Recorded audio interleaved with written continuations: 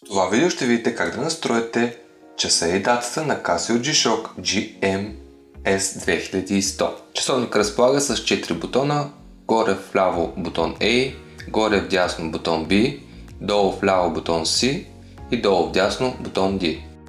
Задържате продължително бутон A, докато издаде звука и стрелките започнат да се движат. С бутон B и D променяме опциите, които ни дава. В момента започваме да настройваме часовник, като ни пита каква да бъде часовата зона. С бутон D може да избираме или да връщаме с бутон B. Търсим часовата зона Атина. След като сме избрали, избираме бутон C, за да потвърдим. Тук ни пита лятно или часово време да бъде активирано. В случая ще дадем, че сме на лятно часово време. След това потвърждаваме отново с бутон C. Тук избираме 12 или 24 часов да бъде показателя на цифровия дисплей. Избираме с бутон D надолу и нагоре, съответно 24 часа.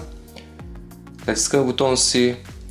Започваме да настройваме секундите, зануляваме с бутон D, после натискаме отново бутон C и избираме часа, който да настроим, съответно с B и с D настрояваме часа на горе и надолу.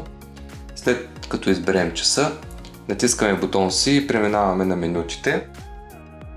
Отново с бутон B и D променяме минутите.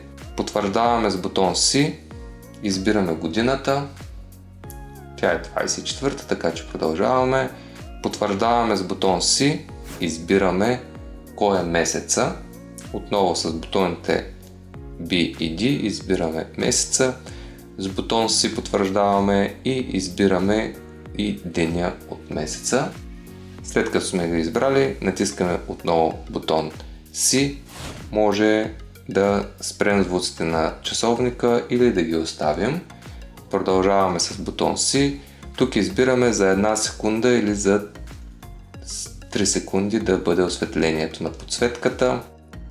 След това натискаме отново бутон C и след като се върнем на часовата зона, потвърждаваме с бутон A и часовникът е настроен.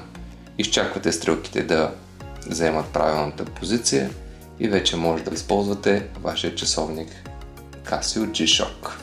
Последвайте ни за още такива видеа.